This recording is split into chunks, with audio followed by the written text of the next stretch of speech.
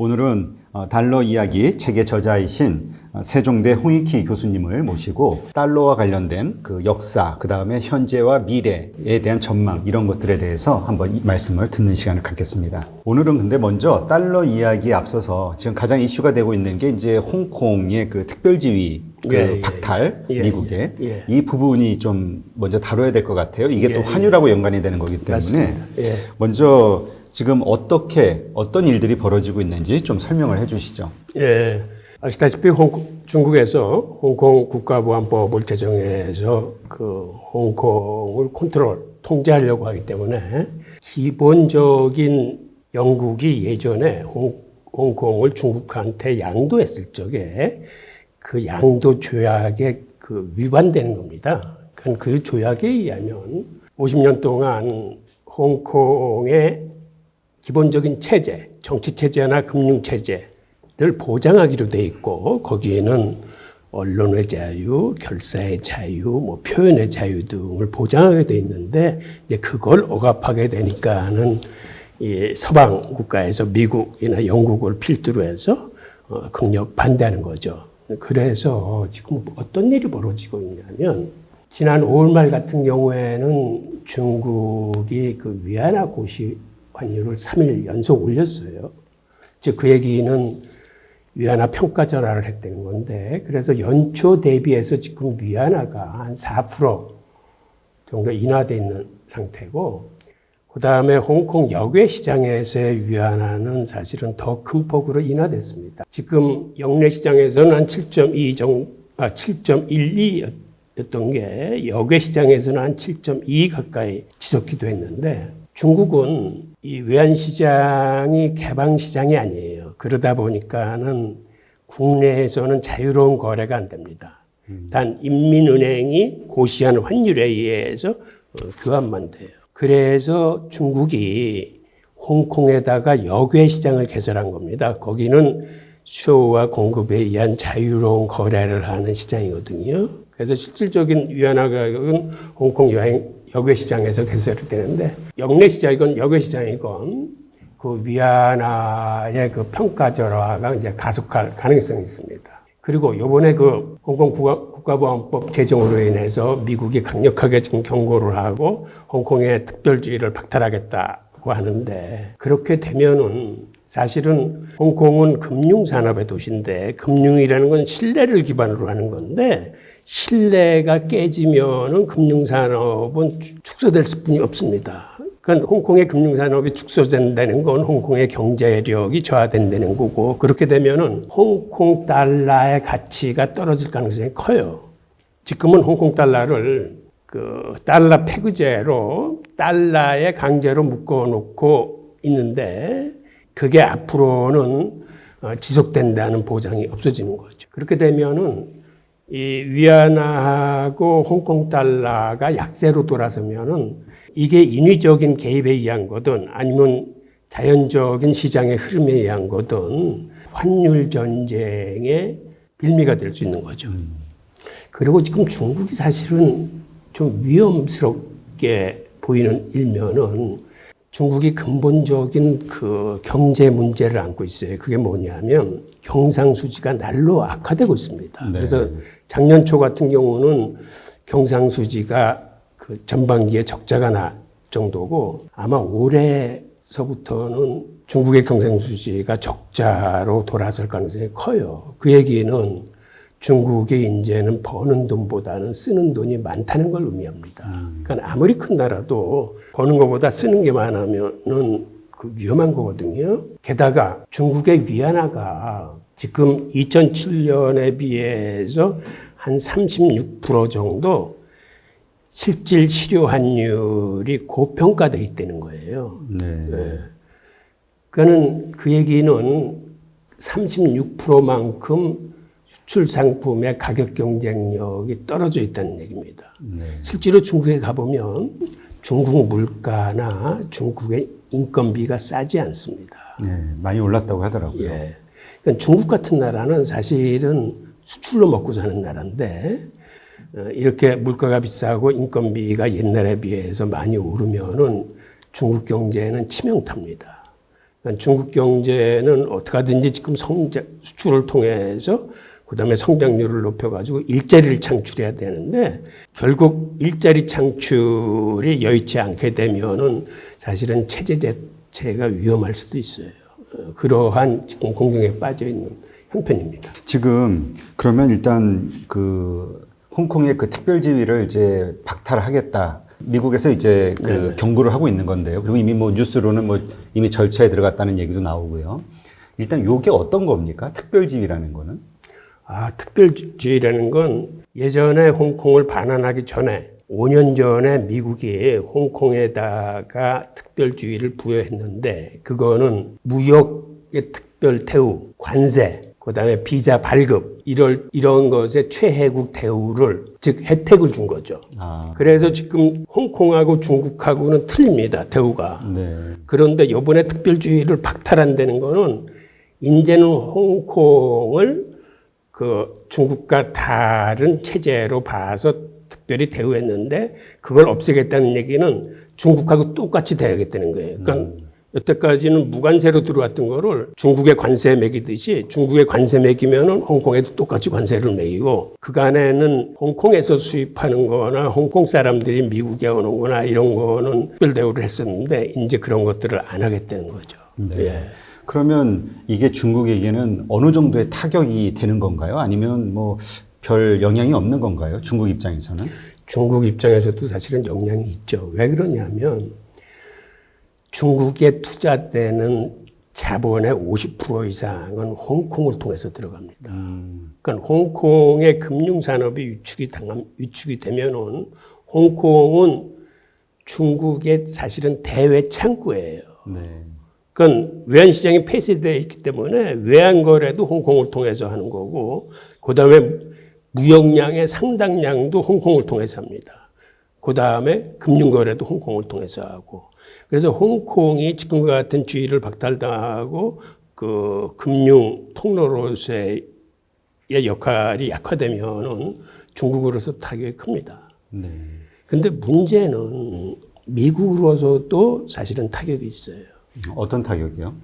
미국도 결국은 무역 정쟁의 근본적인 목표는 중국의 금융시장을 개방시키고 더 나아가서는 외환시장을 개방시키는 데 목표가 있는데 지금 금융시장과 외환시장의 통로인 홍콩이 만약 재구시를 못하게 되면은 미국의 그 월스트리트에 있는 금융가나 기업가들도 사실은 타격이 있어요. 그래서 이 문제는 지금으로서는 쉽게 예단을 할 수 없는 게 홍콩에 있는 미국 지사 숫자만 해도 한 1,300개 정도 나와 있어요. 그리고 대부분이 홍콩을 통해서 중국과 거래를 하는데 그래서 이거는 중국에도 타격이 크지만 이 문제는 사실은 지금 월가가 굉장히 주판알을 굴리고 있을 겁니다. 그래서 이게 트럼프의 어떤 정치적 공세, 그 정치적 판단에서 해도 되는 건지 그렇게 막무가내로 홍콩 시장을 죽이면은 나름대로 그 월가나 미국 기업의 그 수익이라는 면에 있어서 자기네들 타격은 어떨 건지 이거를 아마 세심하게 주판을 두드리고 나서 그 다음에 아마 행동이 있어도 있을 겁니다. 네. 그러면 중국 입장에서는 자기네들이 이제 어쨌든 영국하고 맺은 조약을 어기는 거잖아요. 네. 예. 근데 그 조약을 어기었을 때 미국이라든가 이런 영국 같은 선진국에서의 어떤 이런 반응을 예상하지 못했을까요? 왜 국가보안법을 지금 그렇게 적용을 해서 문제를 만들었을까요? 예, 그 좋은 질문이셨는데 그게 사실은 지금 중국이 어떤 수를 갖고 있는지를 좀 봐야 되는 건데요.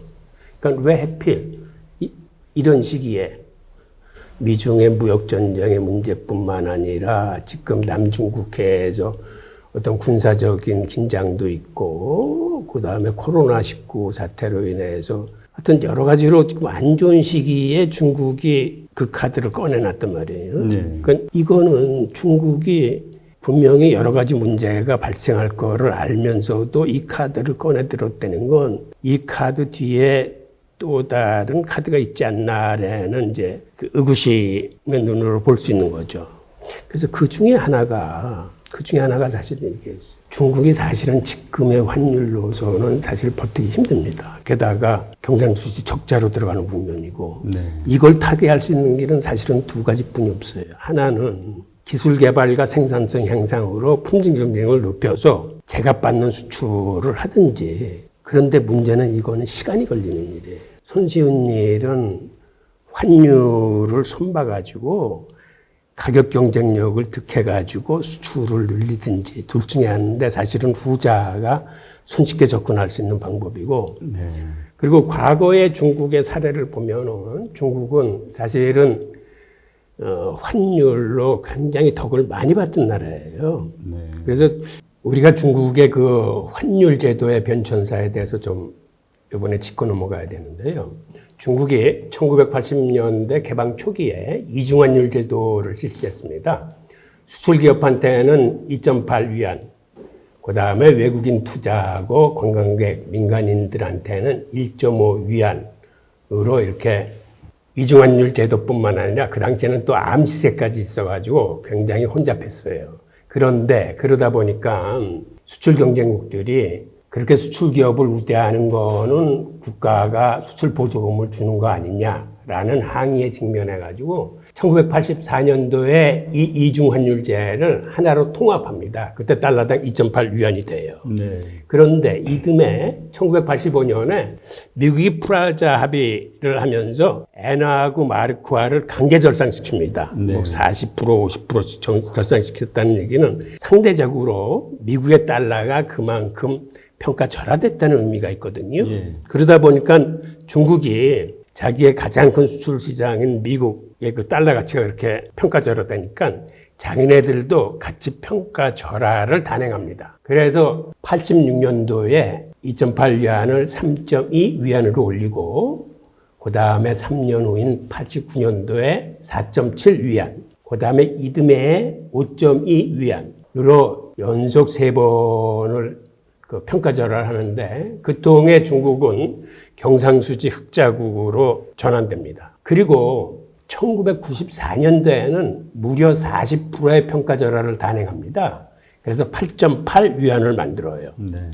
근데 자기네들도 너무 많이 평가절하를 했다고 생각했는지 이듬해에는 스스로 8.3위안으로 절상을 합니다. 네. 그래서 10년 사이에 2.8위안이 8.3위안이 된 거예요. 즉 300% 평가절하를 단행을 했습니다. 즉 이 얘기는 달러 기준으로 봤을 적에 중국의 인건비가 3분의 1로 낮아졌다는 거거든요. 네. 그러니까는 세계의 자본이 중국으로 몰리는 거예요. 그 제조업이. 네. 그리고 이때 일본이 사실은 큰 타격을 받는데 일본 제조업들도 다 중국으로 들어간 통해 일본 제조업의 공동화 현상이 생깁니다. 그리고 주변 나라의 자금이 다 중국으로 빨려가는 통해 1997년도에는 사실 동남아 외환위기의 단초를 중국의 환율, 그 평가절하가 초래한 그러한 일면이 있어요. 네. 그 중국은 세계 공장이 되고 세계 2위의 경제 대국으로 등극을 합니다. 그러니까 사실 이때까지만 해도 미국이 중국을 많이 사실은 봐준 거예요. 도와준 거나 다름없어요. 그런데 그 다음 10년, 즉 1994년서부터 2005년까지는 아예 10년간 위안화를 미국 달러에 고정시키는 패그제를 시행합니다. 그러니까 10년 동안 8.3위안으로 계속 가는 거죠. 네. 그 통해 그 사이에 중국은 막대한 무역 흑자를 거두게 됩니다. 그리고 너무 중국이 이렇게 많은 무역 흑자를 거두니까는 미국이나 수출 경쟁국들이 위안화를 절상하라고 이제 압력을 집어넣어 가지고 2005년도에 중국이 마지못해서 관리 변동 환율제로 그 환율 시스템을 바꿉니다. 이건 변동 환율제이긴 하지만 자유 변동 환율제는 아니고 관리를 한다는 거죠. 그래서 중국 정부가 관리를 하는데 이때 중국이 좀 실수를 해요. 어떤 실수를 하냐면 결국 이 관리 변동 환율제로 해서 2014년에 위안화가 달러당 6위안까지 절상이 되는데 이게 중국으로서는 아주 치명적인 실수예요. 왜 그러냐면 이때 실질 실효 환율이 한 36% 오른다는 얘기는 36%만큼 위안화가 고평가됐다는 얘기인데, 즉 위안화의 가치는 실질적으로는 떨어지는데 절상을 했기 때문에 역주행을 한 거예요. 그러니까 이 실질 실효 환율이라는 게 무슨 의미냐면, 실질 환율이라는 건 예를 들어서 미국은 연간 인플레이션이 1, 2%인데 중국은 한 5, 6% 된다 그러면 이 인플레이션의 차이, 즉 소비자 물가의 차이만큼 사실은 환율이 적정하게 조정이 돼야 되는데 조정을 안 하고 오히려 절상을 했기 때문에 이 실질 환율의 차이가 많이 벌어지게 됩니다. 네. 이때 한 10여 년 동안에. 그다음에 실효 환율이라는 건 뭐냐면, 미국과 중국이 사실은 무역을 하게 되면 환율이 적정하면은 사실은 무역 거래에서 어느 한 나라가 크게 무역 흑자를 보지 않고 균형 무역을 달성하는데, 환율이 일방적으로 어느 한쪽이 약하거나 하면은 그 평가절하된 곳으로 그 무역 역조가 생겨요. 그거를 이제 가중평균한 게 실효 환율인데, 즉 쉽게 이해하기 위해서는 수출의 가격 경쟁력이 그만큼 떨어졌다는 걸 의미합니다. 그래서 그때 그 중국의 위안화가 굉장히 고평가됐는데 그게 사실은 지금까지도 계속되고 있는 거예요. 네. 그러면 이제 그렇게 환율이 실제와 그 현상이 그렇게 괴리가 커지면 보통 이제 그 차익을 노리는 헤지펀드의 공격들이 많이 있잖아요. 예. 그런데 왜 헤지펀드가 이런 좋은 먹잇감을 놔두고 이렇게 개입을 안 하고 있을까요? 실제로 헤지펀드가 2015년, 16년 2년간 그 위안화 공격을 했습니다. 그때 헤지펀드들이 보는 눈도 위안화가 거의 한 40% 정도 지금 고평가돼 있다. 라고 해서 조지 소로스를 위시를 해서 한 18개월 정도 공격을 했어요. 네. 그런데 그때 중국이 그 위안화를 방어하기 위해서 자그마치 7천억 달러를 그 외환보유고에서 풀었었습니다. 아, 엄청 썼네요. 예. 그러니까 사실은 제가 보기에는 헤지펀드가 실탄이 없어서 물러난 건 아니고 미국 정부가 사실은 위안화의 평가절하를 그 원치 않았을 거예요. 그래서 아마 헤지펀드들한테 협조를 구했을 겁니다. 헤지펀드는 두 가지 룰을 갖고 있어요. 하나는 경제 흐름의 대세에 맞서지 않는다. 하나는 정부의 뜻에 맞서지 않는다. 네. 그래서 사실은 이런 먹잇감을 놔두고 헤지펀드가 그 위에 준동을 하지 않았다는 거는 그 미국 정부와 헤지펀드 사이에 어떤 양해가 서로 이루어지지 않았나 하는 생각을 갖게 되고, 그 다음에 사실은 이번에 그 위험한 게 이번 사태로 인해서 홍콩 달러가 위험해요. 네. 즉 트럼프가 홍콩에 지금 그 특별주의를 박탈하고 홍콩을 선복했다 하는 거는 홍콩이 미어서가 아니라 그 중국의 그 금융과 외환시장의 창구인 그 중국을 선복했다는 얘기가 똑같거든요. 네. 홍콩을 선복했다 하는 얘기는 즉 홍콩 달러가 굉장히 약세로 갈 수뿐이 없습니다. 이런 상황에서는. 그런데 이거는 정부의 뜻이 홍콩의 금융산업을 위축시키겠다는 거니까 헤지펀드들한테는 일종의 장이 쓰는 셈이죠. 그래서 헤지펀드들이 홍콩 달러를 공격할 가능성이 큽니다. 그러니까 이제까지 미국 정부의 눈치를 보고 공격을 못 했었는데. 그거는 위안화. 위안화. 예, 위안화를 공격을 못 했었는데 홍콩 달러는 위안화하고 좀 틀리고, 홍콩 달러도 지금 미국 달러의 페그제로 딱 꽉 못 박혀 있어요. 그런데 지금 벌써 홍콩 달러가 지금 약해지는 추세로 들어왔거든요. 근데 일정 그 밴드에 묶여 있기 때문에 이거를 고수하려면은 달러를 풀어서 이걸 막아야 되는데 홍콩이 갖고 있는 외환보유가 지금 한 4천억 달러 남짓이거든요. 이거 가지고서는 헤지펀드들의 공격을 막아낼 수는 없어요. 근데 이제 그렇게 되면은 중국 정부에서 자기네 본토 달러를 풀지는 않을까요? 볼 수 있죠. 예전에 위안화 공격했을 적에도 중국에서는 자유거래가 안 되니까 홍콩의 위안화를 공격한 거였거든요. 그때 중국 정부가 7천억 달러를 풀었어요. 그걸 막기 위해서. 홍콩 달러를 공격하더라도 이거를 중국 정부가 모른 채 할 수는 없고 이걸 방어를 해야 됩니다. 그런데 문제는 이게 그렇게 간단한 수학 공식이 아니라는 겁니다.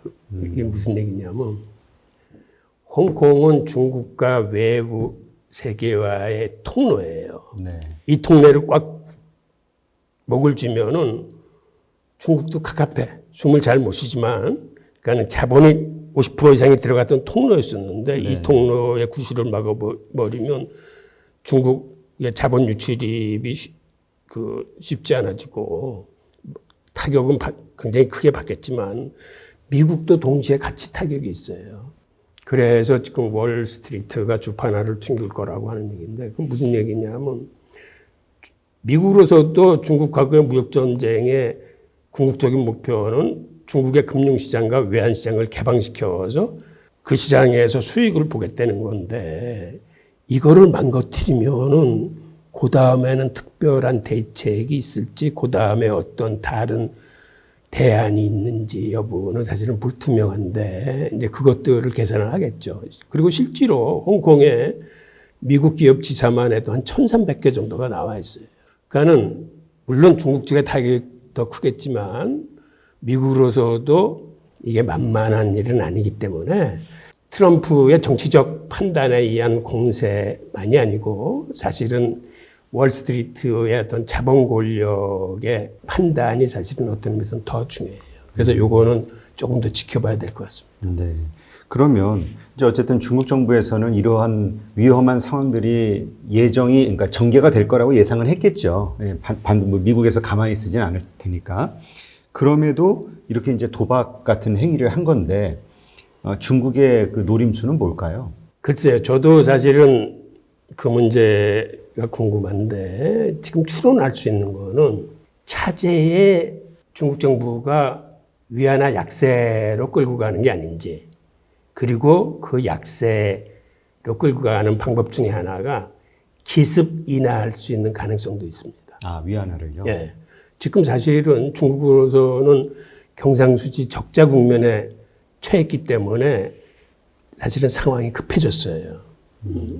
경상수지 적자가 앞으로 계속해서 고착화된다거나 많이 나면은 중국도 견디기 힘듭니다. 그 다음에 중국 내 물가가 비싸고 인건비가 비싸서 중국 내에 있던 제조업들이 인도나 베트남 혹은 자국으로 지금 리쇼링, 회귀하는 상태거든요. 네. 이거를 막기 위해서는 위안화의 평가절하가 사실은 필요해요. 그런데 이거를 평가절하를 눈에 보이게 천천히 하게 되면은 사실은 중국 내 자본 이탈이 커집니다. 그러니까 환율이 떨어지는 걸 그냥 멍청이 보면서 그쪽에 뭐 주식 투자건 채권 투자건 어떤 직접 투자건 이렇게 앉아있을 기업은 없거든요. 그래서 그런 걸 막으려면 중국으로서는 기습적으로 평가절하를 단행해서 그 다음서부터는 오히려 위안화를 천천히 절상시키는 전략을 써야 오히려 외국 자본들이 중국 시장에 들어오거든요. 그래서 그러한 의도가 숨어 있지 않느냐 하는 어떤 그런 추론을 할 수 있는 거죠. 네. 근데 사실 이게 엄청난 충격을 주는 거잖아요. 그런 말씀대로 우리가 위안화가 이렇게 조금씩 절하가 된다면 모르겠지만 지금 계리율이 한 30%, 40% 된다고 그러셨나요? 한 36% 정도. 36% 정도. 네. 그러면 36% 가운데서 상당수 두 자리 숫자의 어떤 절하를 해버리면 그때는 뭐 정말 이 주변국서부터 전부 평지풍파가 일어나는 거 아닌가요? 그렇죠. 어떤 일이 벌어지게 되나요? 사실은 실질 치료 환율뿐만 아니고 중국의 위안화가 실제로 고평가되고 있다는 거는 사실은 뭐를 보면 알 수 있냐면 그 미국과 중국의 경제 규모 대비 통화량 증가된 거를 비교하면은 그 각국 그 화폐의 가치를 가늠할 수 있는데요. 2005년 같은 경우에 미국과 중국의 GDP 대비 M2, 즉 광의 통화량의 비율이 미국이 90%였었고 중국이 150%였었는데 그때 당시 환율이 달러당 8.79 위안 정도 됐었어요. 그런데 이 비율이 지난해 미국이 72%고 중국은 200%입니다. 이 얘기는 경제 규모 대비 중국의 통화량이 미국에 비해 훨씬 많이 늘어났다는 걸 의미하는 거예요. 즉, 이 얘기는 사실은 그 늘어난 것만큼 중국 위안화가 평가절하돼야 되는 거거든요. 아까 실질 치료환율도 한 36% 정도 고평가돼 있다고 나왔는데 이러한 경제 규모 대비 통화량을 비교해 봐도 미국보다는 중국이 훨씬 유동성을 많이 풀어서 경제를 살려냈다는 의미거든요. 그럼 돈을 더 많이 풀어내는 쪽의 그 화폐에는 사실은 가치가 그만큼 떨어지는 거죠. 네.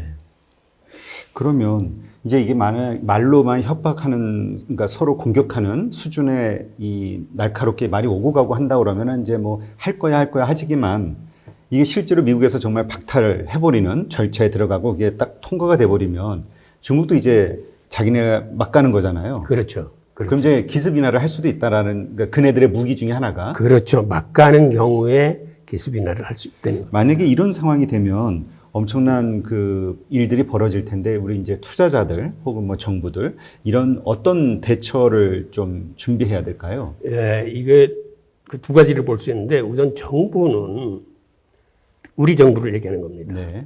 우리 원화가 위안화에 연동돼 있어요, 거의. 그러니까 중국이 기습 인하를 하면은 우리 원화도 자동적으로 기습 인하가 돼버리는 겁니다. 아, 그래요? 예, 그러니까 예를 들어서 중국이 지금 7.2 위안을 어느 날 느닷없이 9위안이나 10위안으로 평가 전환을 한 30-40% 했다. 예. 그럼 우리 돈도 30-40% 평가 전환가 되는 거예요. 그러면 지금 1230원 정도 하던 게 느닷없이 한 30% 돼가지고 막 1700, 1800 막 가는 거예요.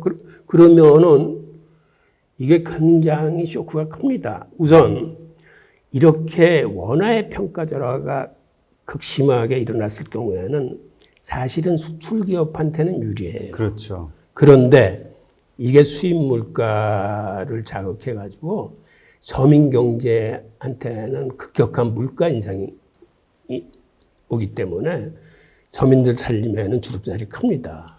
그래서 이러한 그 쇼크를 막기 위해서는 사실은 정부는 이러한 것에 대비해서 사전에 시나리오를 이렇게 세워가지고 예를 들어서 위안화가 10% 절하됐을 때, 20% 절하됐을 때, 30% 절하됐을 때 즉시 어떤 식으로 우리가 대응을 해서 국내에 미치는 영향을 최소화하겠다라는 그 시나리오 대비책이 준비돼야 돼요. 정부로서는. 그 다음에 일반 투자자의 입장에서는 뭐 상식적으로 다 아실 테지만은 중국 표시 자산이 아닌 사실 달러 표시 자산이나 이런 쪽으로 비중을 늘려야 됩니다. 달러 보유하고 있으면 일단 그 순간 30-40% 수익 나는 거 아닌가요? 그렇죠. 그러니까 이게 사실은 사실은 중국 주식이나 우리 주식이 사실은 성장성이나 가능성이 있어요. 그래서 이게 함부로 얘기는 못하지만 위안화가 절하되고 있다라고 판단되는 동안에는 그러니까 위안화 표시 자산이 아닌 금이나 은이나 달러 표시 자산의 비중을 늘리는 게 맞습니다. 그러다가 어느 순간에 이제는 위안화 약세는 끝났다라고 판단이 되면 그때는 반대쪽으로 이제 비중을 늘려나가는 위안화 거죠. 쪽으로, 예. 중국 자산 쪽으로. 예. 네. 그렇군요. 그러니까 지금 말씀만 들어보면 이게 어떻게 보면 그 위기이기도 하고 기회일 수도 있겠네요. 사실 우리가 그 경제 위기 때 보면 이 환율이 올라가면서 물론 그 뭐라 그럴까요? 뭐 엄청난 충격도 있었지만 우리는 뭐 수출기업이 많다 보니까 사실은 더 큰 이득을 받잖아요. 네. 그러니까 투자자분들은 이거를 위기로 보실 수도 있죠. 그러니까는 사실은 홍콩의 뭐 항생 지수나 뭐 H 지수나 뭐 이런 것이 그 ETF 보면 인버스도 있고 뭐 있거든요. 네. 그러니까는 근데 그 하여튼 판단은 잘 하셔야 돼요. 그게 홍콩 달러가 위험하다고 그랬지만 월가는 지금 또 어떻게 판단하고 있는지 몰라요. 그래서 이번에 트럼프 대통령 회견하는 거 보면 사실은 알맹이가 없어요. 그러게요. 그 전날 막 할 듯이 하다가 지금 중국하고의 1차 무역 협상도 깨지 않겠다. 그냥 가겠다. 그다음에 주의를 박탈한다고 했지만은 그 중에서 어떤 걸 박탈할 건지 구체적으로 나와 있는 건 하나도 없고 제가 보기에는 이 정무적인 판단보다는 월가에서 판단하는 쪽이 맞을 겁니다. 근데 월가의 판단이 지금 어느 쪽으로 가는지는 좀 더 지켜봐야 되는 거죠. 네.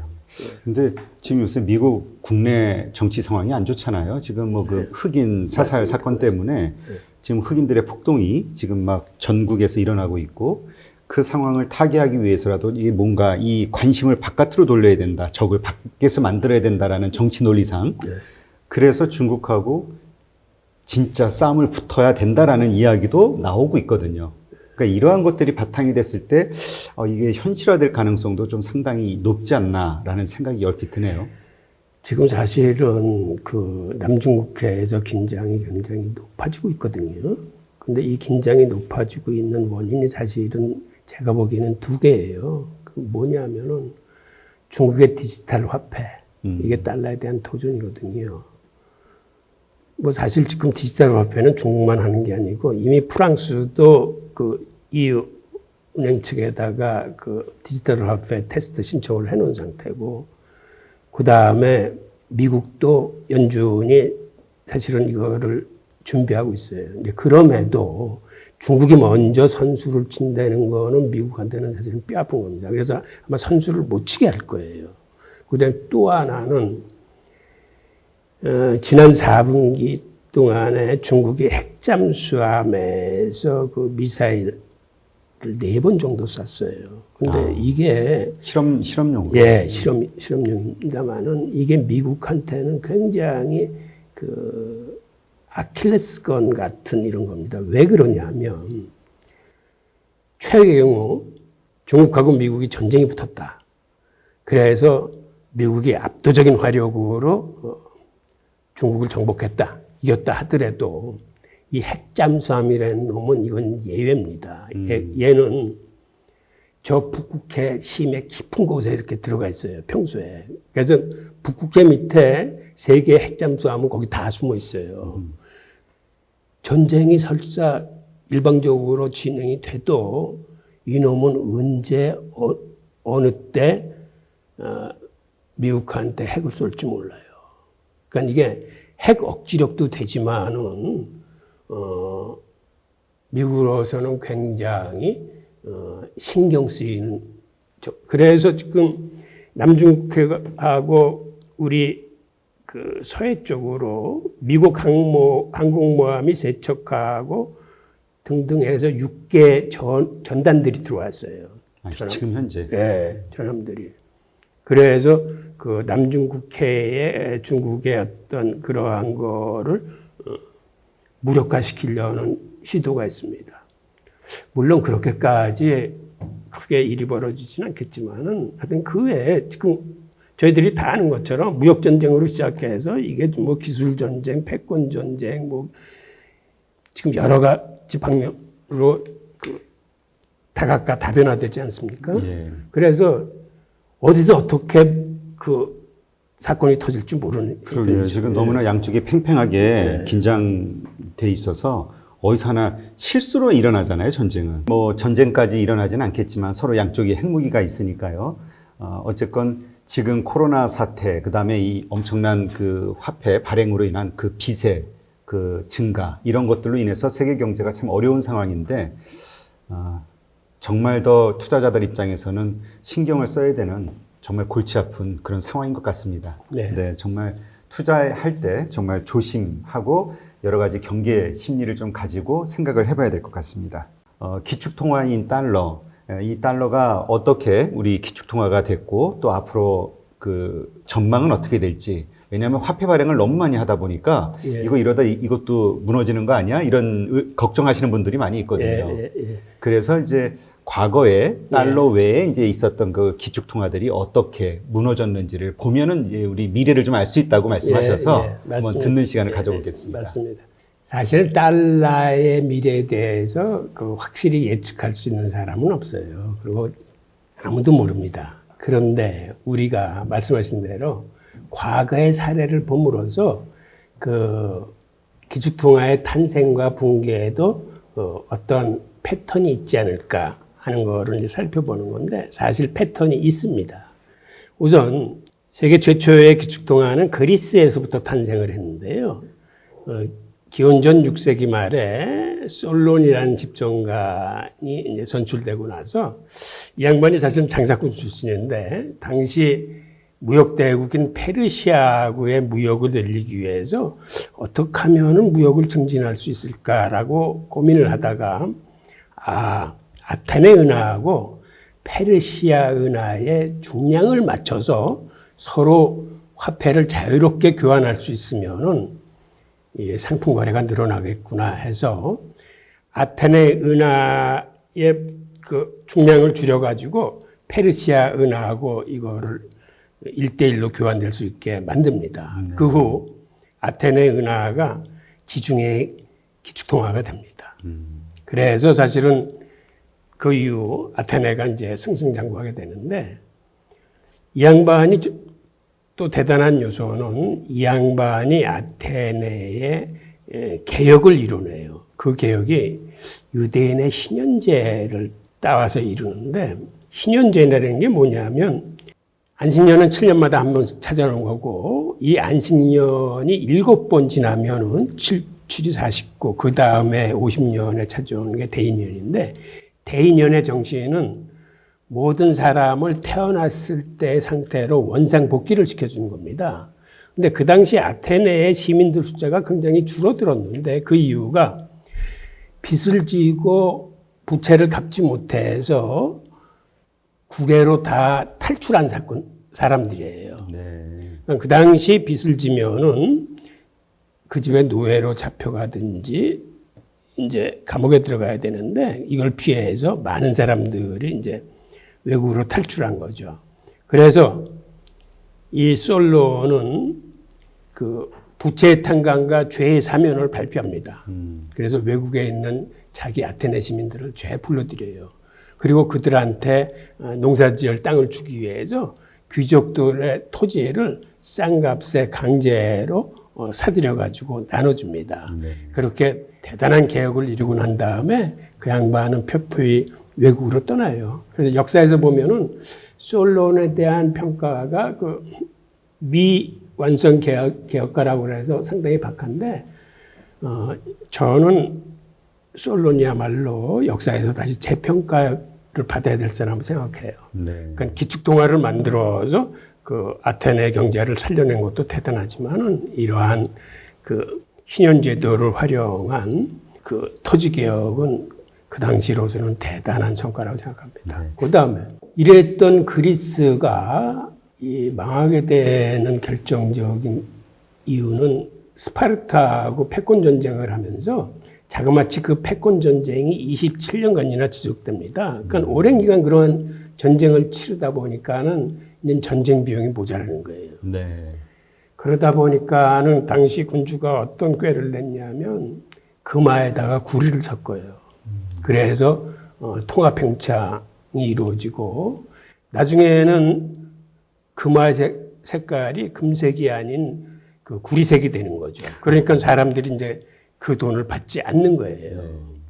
그래서 즉 통합행창이 화폐 불신을 불러오고 화폐 불신으로 인해서 통화시장이 붕괴돼 가지고 결국 아테네는 그 쇠퇴하게 되는데, 그런데 인간이 참 망각의 동물인 게 이러한 사례로 그리스가 망했음에도 이 역사를 과거로부터 배우지 못하고 로마 제국이 똑같은 짓을 저지릅니다. 역사는 반복된다는 게 맞는 게 이 내로가 장괴를 냅니다. 즉 기존의 은하를 다 수집해 가지고 새로운 은하에다가 자기의 초상화를 집어넣으면서 그 은하의 중량을 살짝 줄여요. 그리고 줄일 뿐만 아니라 내용도 그때까지만 해도 은하의 순도가 한 98% 정도 됐는데 한 2% 정도 구리를 섞습니다. 처음에는 사람들이 눈치를 못 채요. 근데 역대 황제들이 보니까는 나름대로 좋은 아이디어라고 생각해서 이 악습을 계속하는 거죠. 그러다 보니까 나중에는 은하에 섞이는 구리가 점점 많아지고 은은 적어지고 심지어는 나중에는 은이 2%뿐이 안 들어가요. 그러니까 네, 은하라고 내주는 돈이 은색이 아니고 이제 구릿빛 색깔이 되는 거죠. 그리고 자기들은 세금을 받을 적에는 지네가 발행한 돈으로 받지 않고 국민들한테 은괴로 납부하라고 그래요. 아니, 도둑놈 네. 그래서 어떤 일이 발생하냐 하면 사람들이 정부에서 발행한 주화를 받지 않기 때문에 시장이 마비가 돼가지고 시민들이 물물거래를 하게 됩니다. 근데 도시민들끼리 아무리 물물거래를 해도 식량이 안 나오잖아요. 그러니까 이 사람들이 결국은 먹고 살기 위해서 도시를 다 떠나가지고 시골로 내려가는데 시골로 내려간들 자기 땅이 없으니까는 그 영주의 그 농로로 편입이 돼서 영주의 땅을 빌려서 농사를 짓고 일주일에 한 3일 정도는 영주 농장에 가서 일을 해줘요. 농로라고 불리는 이유는 이게 농민과 노예의 중간 위치라고 그래서 이제 농로라고 불리는 거거든요. 그 통에 그 찬란했던 그 로마 문화는 어둠 속에 갇혀버리고 이 암흑의 세기가 한 1000년 이상 지속돼요. 이게 통화시장 붕괴로 온 거예요. 기축통화가 붕괴되면서. 그 다음에 세 번째는 스페인 제국의 예를 들 수 있는데 스페인 제국은 사실은 중남미 식민지를 정복한 통에 중남미에서 엄청난 금과 은이 수입이 됩니다. 그래서 당시 그 중남미에서 가져온 은이 한 3만 톤, 금이 한 300톤 정도가 돼가지고 그 많은 그 화폐를 만들 수 있었는데, 근데 문제는 당시 스페인 제국이 한참 팽창 정책을 썼기 때문에 이러한 막대한 수입이 있음에도 쓰는 돈이 이보다 더 많았어요. 근데 아무리 큰 나라라 하더라도 버는 돈보다 쓰는 돈이 많으면은 그거는 부도가 나거나 파산하게 됐습니다. 네. 그래서 스페인 제국도 결국 그 국가 부도가 나거든요. 그러니까 이런 사례를 보면은 기축통화 붕괴에는 패턴이 있습니다. 그 패턴이 통화 팽창으로 시작돼서 그 다음에 그 화폐 불신으로 옮겨가고 그 화폐 불신이 통화 시장을 붕괴시켜서 그 제국을 멸망시킵니다. 네, 그렇군요. 그러면 이제 그러한 그 패턴을 봤을 때 지금 현재 우리 기축통화인 달러도 지금 통화량 증가가 엄청나잖아요. 이게 연관되는 게 아닌가요? 그건 연관될 수 있죠. 그건 어떤 의미에서 연관될 수 있냐면 사실은 2차 대전 직전에 독일에서 초인플레이션이 일어났고 미국만 해도 1980년대 초까지만 해도 인플레이션이 2자리 숫자였었어요. 근데 이렇게 인플레이션이 높게 일어나는 거는 사실은 금리 인상으로 제어가 안 될 때입니다. 그러니까 지금 중앙은행이 목표로 하는 건 근원 인플레이션 2%가 넘으면은 금리를 인상해서 이 인플레이션을 다운시키는데 이게 사실은 선제적으로 해야 돼요. 2%가 넘고 난 다음에 시작을 하면은 이게 늦는 경우가 많아요. 그러니까 금리를 인상해도 인플레이션이 올라가는 속도를 잡지 못하는 경우가 있습니다. 그렇게 되면은 연속적으로 막 금리를 인상하게 되거든요. 네. 근데 이렇게 되면 뭐가 위험해지냐면 계단식으로 금리를 막 올리면은 결국은 기업 부채가 터진다거나 정부 부채가 터진다거나 가계부채 쪽에서 터져요.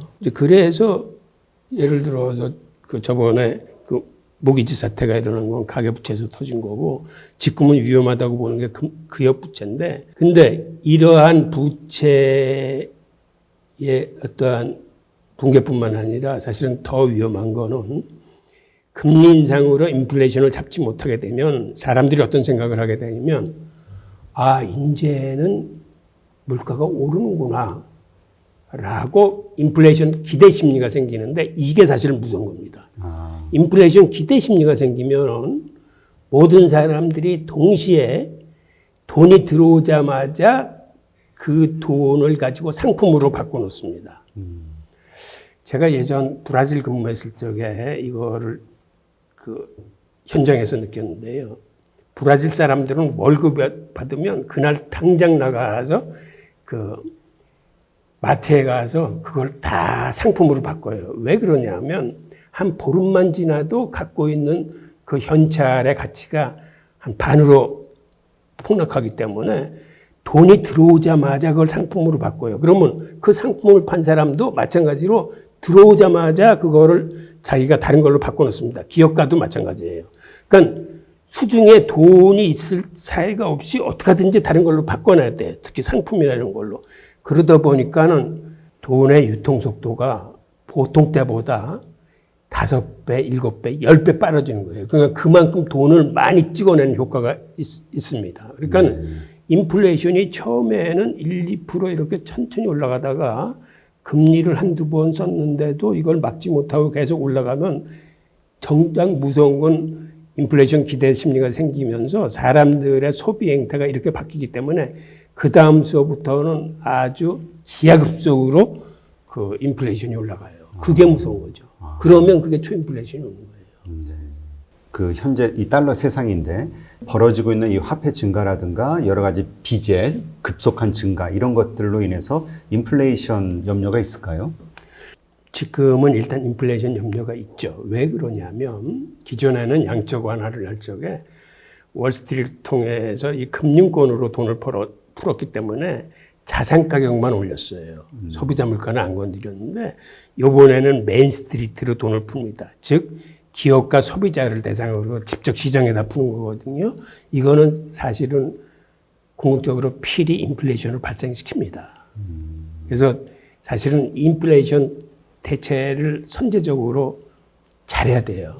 연준뿐만 아니라 각국 중앙은행이 경제를 살리는 건 좋은데 이게 자칫 잘못하면은 인플레이션으로 비화되고 이거를 어떻게 사전에 선제적으로 막을 건지를 해야지. 만약 인플레이션이 시작돼서 금리를 인상시켰음에도 인플레이션을 잡지 못하게 되면은 아까 말씀드린 것처럼 그 잘못하면 초인플레이션으로 연결될 수 있어요. 그렇고 그런 어떤 초인플레이션이 발생이 되면은 이제 달러의 기축통화 패권은 이제 무너지는 거다. 이렇게 저희가 이해를 해야 될까요? 그렇죠. 초인플레이션이 되면은 그때는 위험해집니다. 이게 원래 연준하고 그 미국 정부에서 이번에 이제 그 메인스트리트에다 돈을 직접 풀게 된 것이 2008년 금융위기 때는 그 금융권을 통해서 풀다 보니까 이게 사람들에게 흘러가지 않고 자본가들 사이에서만 돌면서 이게 자산의 가격, 그러니까 빈부의 격차를 늘린 것 때문에 메인스트리트로 이제 지금 직접 보낸 거잖아요. 맞습니다.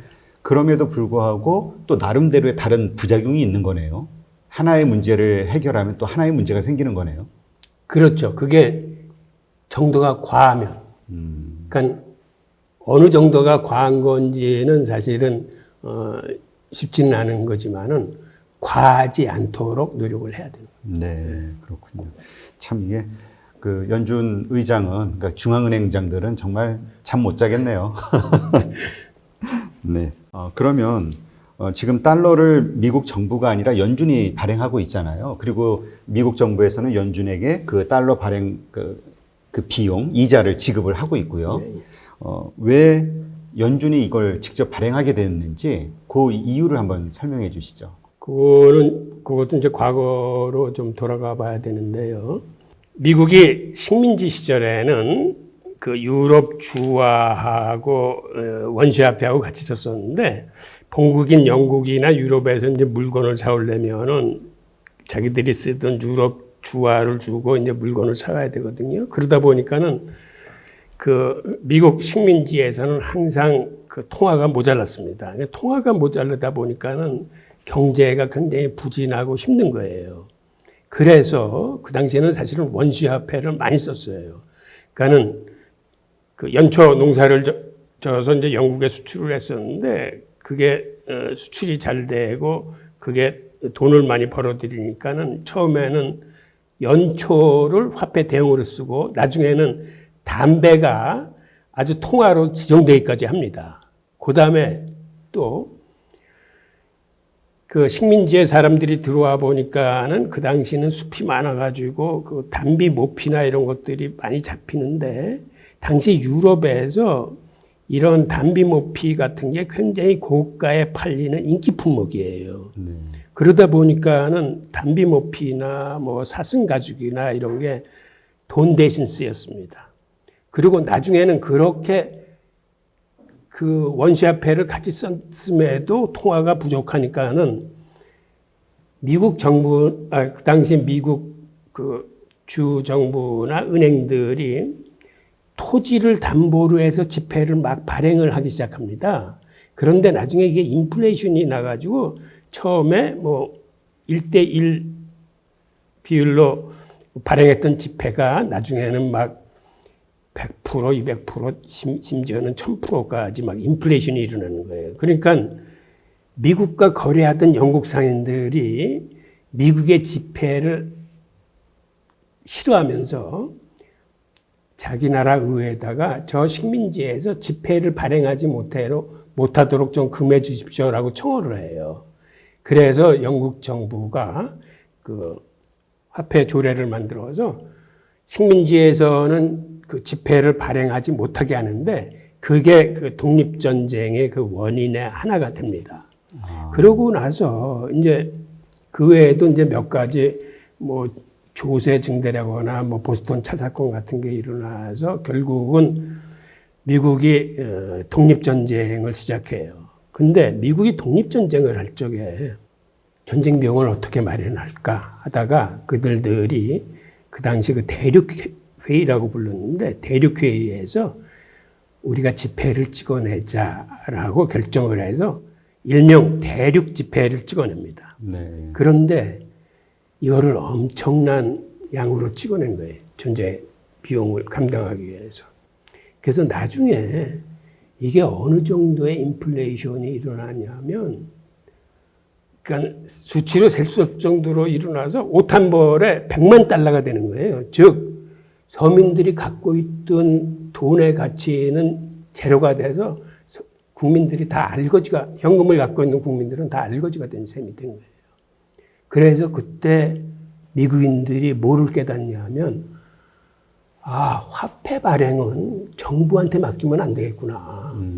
정부는 뭐 전쟁을 치르건 아니면 뭐 기간 사업을 하든 뭐를 하든 돈을 많이 쓰는 쪽으로만 국리를 하다 보니까는 이렇게 초인플레이션이 발생하면은 손해는 고스란히 국민들한테 오는구나 해서 아주 건국 헌법에다가 정부는 화폐를 발행하지 못해내는 걸 박아놓습니다. 헌법 자체에. 네.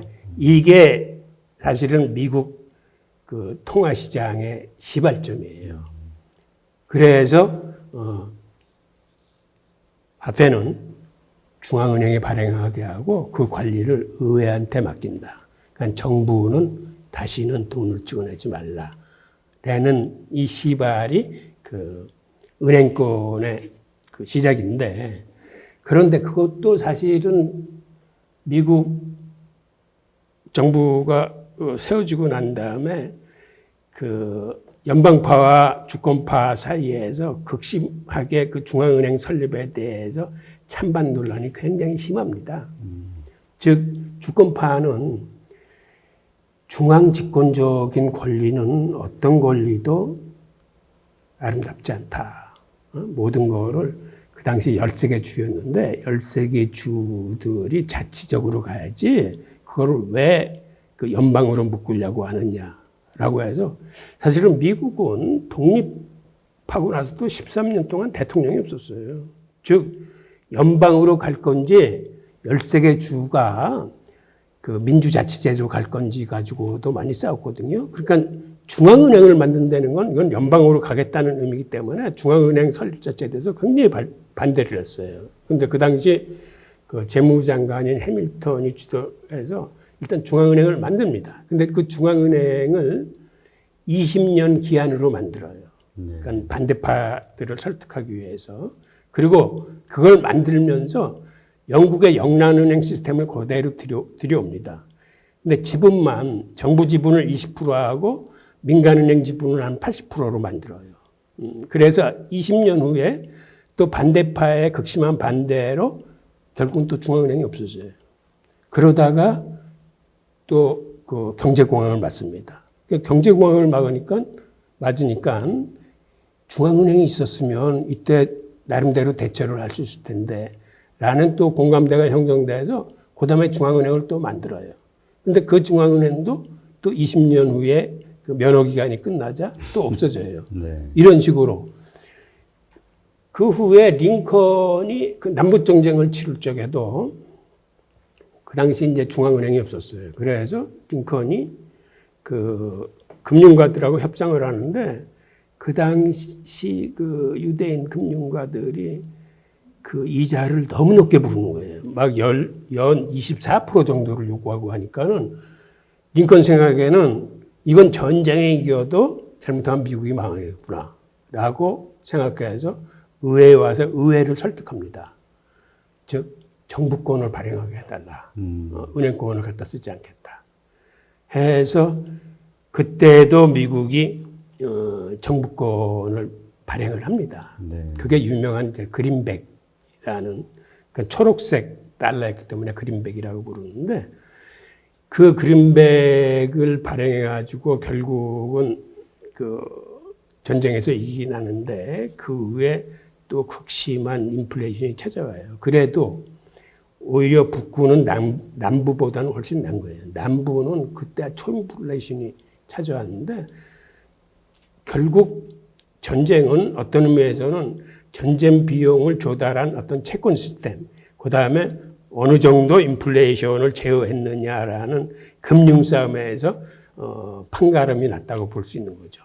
이제 그러한 식으로 이어져 오면서 화폐 발행 권력을 누가 갖느냐가 아주 치열한 다툼이 돼요. 그러니까 은행이 가서 발행하면은 그게 은행권이 되는 거고 정부가 발권력을 갖게 되면 그게 정부권이 되는 건데 그 과정에서 사실은 대통령들이 암살에 직면하거나 암살당한 대통령들이 나옵니다. 정부권을 주장하다가. 그러니까 우리가 아는 링컨 대통령도 암살당했고 나중에 케네디 대통령도 그 암살당했는데. 케네디 대통령도 정부권을 주장했나요? 그것이 좀 이것도 얘기가 긴데 그 당시에 은을 가지고 그 근본위제였었는데 은을 가지고 은증서를 발행하면서 그 은증서를 정부에서 발행을 했어요. 네. 그건 은행권을 발행하는 입장에서 보기에 저거는 정부가 정부권을 발행하려는 시도로 이제 보이는 거죠. 그런데 하여튼 이런 사건들은 다 미제로 빠집니다. 그러니까 미제 사건. 그 암살이 어떤 원인으로 인해서 된 건지는 밝혀진 게 하나도 없어요. 네, 이런 식으로 오면서 1913년에 미국이 당시 JP 모건이 그 경제, 산업, 금융을 주도하고 있을 텐데 그때도 몇 번의 공황이 온 거를 JP 모건과 로스차일드가 미국의 공황을 막아내요. 즉 중앙은행 역할을 한 거죠.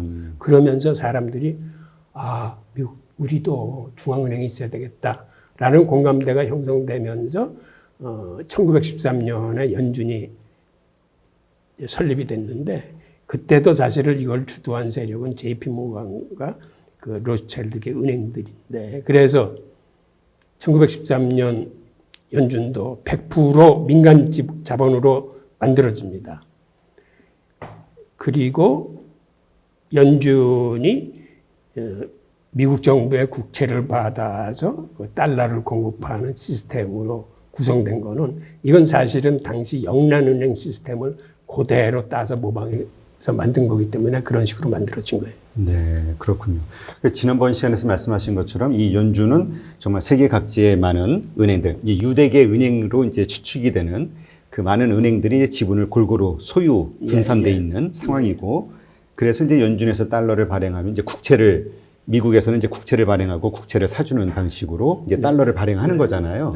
그리고 이제 정부는 연준에다가 이자를 지급을 하는 거고요. 근데 그때 또 하신 말씀이 그 이자에 대해서 또 도로 미국 정부에다가 연준에서 도로 지급한다고 그때 하셨던 것 같은데요. 미국 정부가 국채 이자를 연준에 주면은 연준은 그 중에서 6%를 자기 주주들한테 배당을 합니다. 그리고 그 남은 돈을 돌려줘요. 네. 그러니까 미국이 사실은 재정 적자를 두려워하지 않는 이유 중에 하나가 그 다른데 판 국채는 다 이자를 지불하지만 연준에 가 있는 국채들 지금 6조 달러 이상이 지금 연준에 가 있지 않습니까? 저런 것에는 이자를 주긴 하되 그 중에 한 90% 이상은 다시 되돌려받는 거예요. 94% 정도 돌려받는 거네요. 자기네들 쓸 돈도 있으니까 한 93, 한 2, 3% 받겠죠. 네. 참 독특한 시스템인데요. 왜냐하면 우리가 일반적으로 중앙은행 하면 다 한 나라의 가장 중요한 기관이고 정부에 속해 있는 걸로 인식을 하고 있는데 참 재밌네요. 그런데 어쨌든 이렇게 좀 어렵게 출발을 했는데 어떻게 세계의 기축통화가 될 수 있었는지 이게 이제 또 궁금하네요. 세계 기축통화 됐던 거는 사실은 이제 영국이 2차 대전을 하면서 전쟁 비용을 많이 쓰고 그래서 당시 파운드화가 기축통화였었는데 그거를 대체한 게 이제 미국의 이제 달러거든요. 그 당시 1차 대전을 겪으면서 세계 달러가 미국으로 쫙 빨려 들어와서 세계 달러의 한 83% 정도를 미국이 갖게 됩니다. 그 당시 근본이자였기 때문에 자연스럽게 미국의 달러가 이제 기축통화가 되는 건데 이게 1944년 브레튼 우주 회의에서 이걸 아주 못 박아버리죠. 근데 이 회의도 그렇게 쉽게 달러가 그 압도적으로 일사천리로 기축통화가 된 건 아니고 당시 영국 대표가 케인즈예요. 케인즈는 세계화폐를 주장했어요. 그 어느 한 나라의 통화가 기축통화가 되면은 나중에 필히 문제가 생긴다. 그러지 말고 세계화폐를 창안해서 모든 무역 결제의 최종 정리는 이 세계화폐로 하자. 그래서 사실은 케인즈는 우리가 자본주의 경제학의 효시로 알고 있지만은 원래는 통화를 공부한 학자예요. 근데 그러한 거를 미국의 힘으로 당시 화이트 재무차관이 미국 대표였었는데 밀어붙여가지고 그 당시 회의에 참가했던 다른 나라들도 미국의 국력이 가장 크고 미국 달러의 혜택을 좀 봐야 될 위치이기 때문에 다 미국 편을 들어서 케인즈의 의견은 기각이 됩니다. 근데 단 케인즈가 했던 것 중에 그 제안을 받아들여 가지고 이제 IMF나 세계은행 같은 걸 만들게 되고 나중에 1960년대 미국 연준이 그만 본위제를 하면서도 갖고 있는 금보다는 훨씬 많은 달러를 발행합니다. 그 당시 미국이 팽창 정책을 쓰면서 그러니까 사실은 다른 나라들을 속인 거죠. 네. 그래서 이걸 수상하게 생긴 우방들이 서독 같은 경우는 시스템에서 탈퇴를 할 뿐만 아니라 각국이 갖고 있던 달러를 갖고 미국한테서 금을 받아가요. 그 과정에서 더 이상 미국이 금을 내줄 수 없으니까 1971년도에 닉슨이 금태안을 정지시켜 버려가지고 오늘날 이런 신용화폐가 된 거죠. 네. 그러니까 이런 과정을 거쳐서 이제 미국이 기축통화가 됐는데 문제는 닉슨 쇼크로 인해서 국제 외환시장이 한 3, 4년간 아주 혼란을 겪습니다. 그러니까 그 당시에는 미국의 달러를 더 이상 기축통화로 인정하지 않는 거죠. 그런데 그거를 기사에서 회생의 묘수를 찾은 게 키신저가 사우디하고 그 협약을 맺어서 세계의 물동량이 가장 큰 상품인 석유를 달러로만 거래한다 하는 이런 페트로달러의 개념이 생기면서 다시 기축통화 노릇을 할 수 있게 된 거죠. 네. 그래서 오늘날의 기축통화가 된 겁니다. 네. 그래서 이제 미국 입장에서는 이 원유에 대한 결제를 달러 외에 다른 것으로 했을 때에는 자기네 달러 패권에 도전하는 것으로 여기고 되게 민감하게 받아들이는 거죠. 예. 근데 지금 미국과 중국 간의 이 무역 전쟁, 패권 전쟁을 보면은 그 이유 중에 하나가 상하이의 그 원유 거래소인가요? 뭐 맞습니다. 예, 그게 만들어지면서 그게 또 불씨가 됐다라는 얘기가 있더라고요. 맞습니다. 무역 전쟁이 그거 만들고 시작됐어요. 아, 그렇게 시작된 건가요? 예. 그래서 이제 지금 미국과 중국의 지금 현재 그 갈등 이런 모든 거에는 이제 이런 그 기축통화에 대한 이 권리 이런 것들이 이제 포함이 된 건데 근데 어쨌든 이제 세상이 많이 바뀌었잖아요. 미국 정부가 다시 이 통화권을, 발행권을 연준에서 정부로 가져올 수는 없나요? 영국이 그랬던 것처럼, 영란은행 그랬던 것처럼. 글쎄요. 그거는 두 가지 측면을 말씀드릴 수 있을 것 같은데 지금 MMT라는 게 사실은 통화 주도권을 연준으로부터 미국 정부가 가져온 거예요. 현대통화 이론이. 정부가 기업이나 소비자 등 타켓을 정해서 거기다 지금 돈을 싸주고 있는 거거든요. 그러니까 통화 주도권은 연준이 돈을 푸는 액수보다는 정부가 재정을 통해서 돈을 푸는 액수가 지금 훨씬 더 많아지고 있습니다. 네. 그 통화 주도권이 자연스레 연준에서부터 정부로 오는데 이게 통화의 발권력이 연준에서 정부로 오는 거하고는 또 이건 다른 얘기예요. 만약 발권력이 그렇게 온다면은 그거는 또 그 첨예한 대립이 시작될 겁니다. 그러겠네요. 기득 세력하고.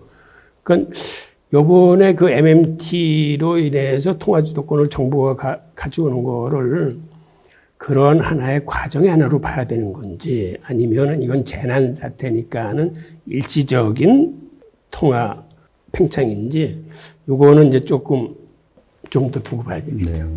근데 그 정부권을 발행하고 있는 남미 국가들이 많이 그랬잖아요. 정부가 그 발행권을 갖다 보니까 정치적 목적에 의해서 막 발행해가지고 엄청난 인플레이션으로 예, 국가 경제가 무너지는 경우들이 많았으니까 또 어떻게 보면 과거 그런 경험이 있었던 미국의 입장에서는 이렇게 권한을 분리하는 게 그 당시로서는 되게 합리적이었을 수도 있겠다라는 생각이 얼핏 드네요.